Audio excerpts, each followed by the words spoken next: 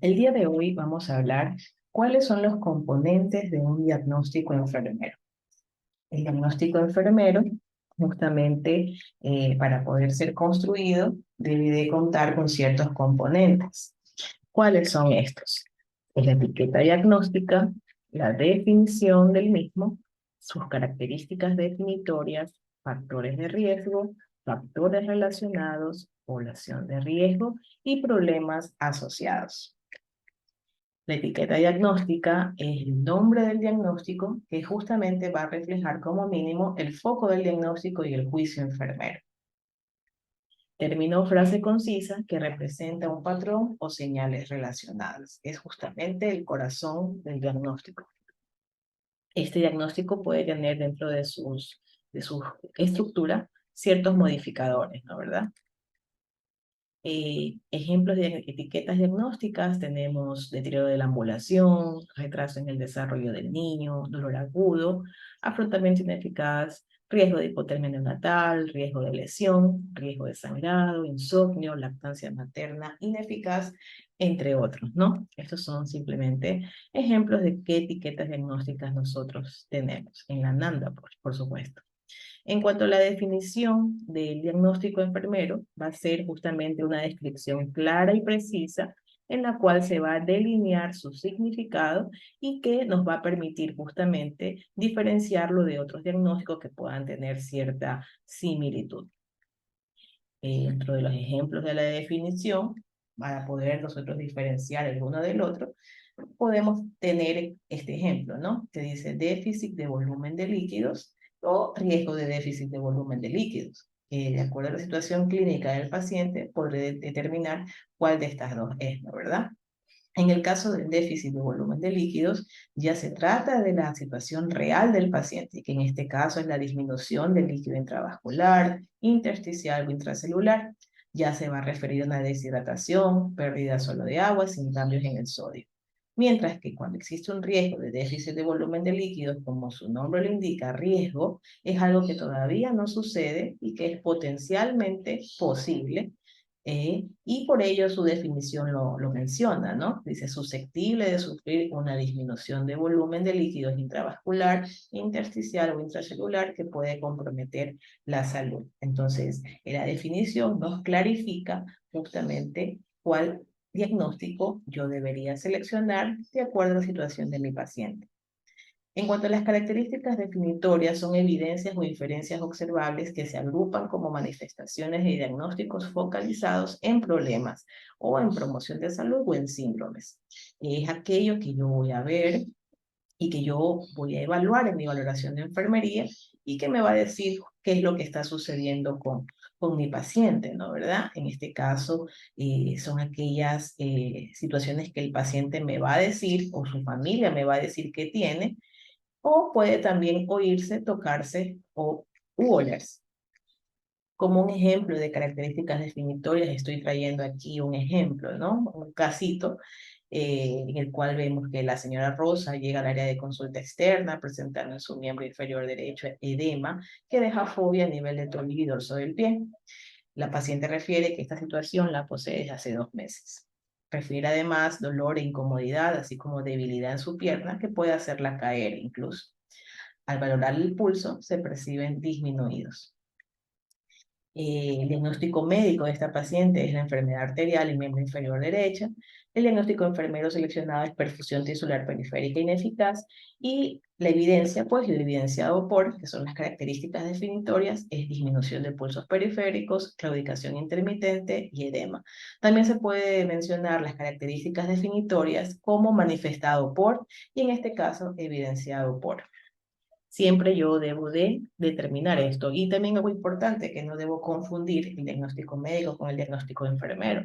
Recuerden que el diagnóstico enfermero se basa en el juicio clínico de las necesidades humanas, reales, potenciales, que yo observo en mi paciente o que yo evalúo en mi valoración de enfermería, ¿verdad?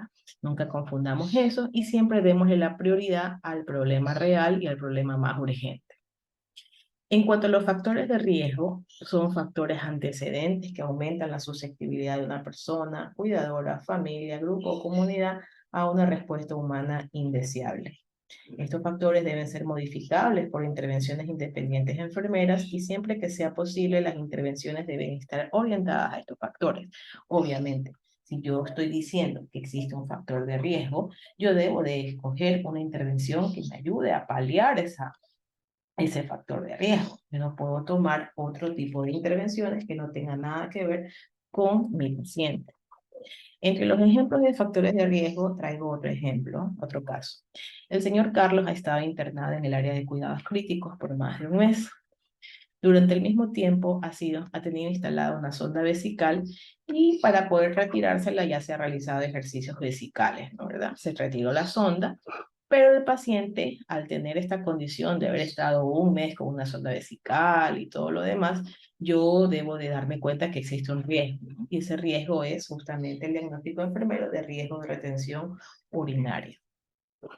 Entre los factores de riesgo de este diagnóstico se encuentran la limitación del entorno, impactación fecal, postura correcta en el inodoro, relajación inadecuada de la musculatura del suelo pélvico, intimidad insuficiente, prolapso del órgano pélvico y la musculatura vesical debilitada, que en este caso, muy puntual, va muy bien con el riesgo que yo he elegido.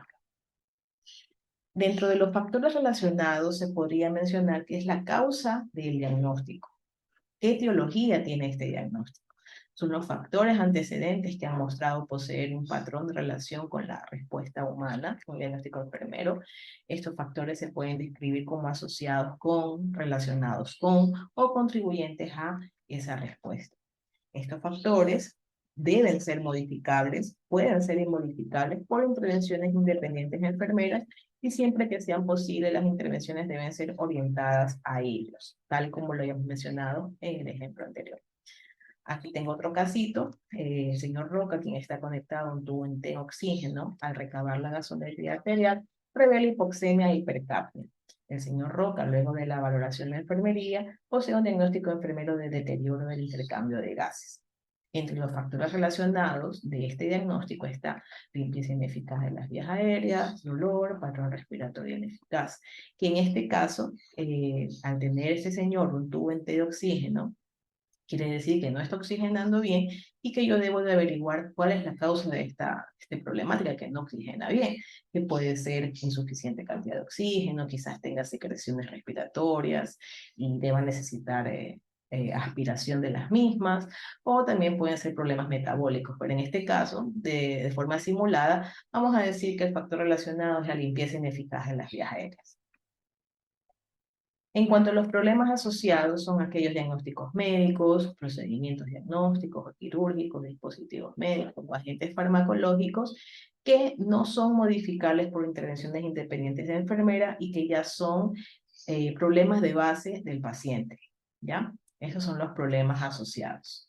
Ejemplos de problemas asociados, vamos a dar aquí otro casito simulado.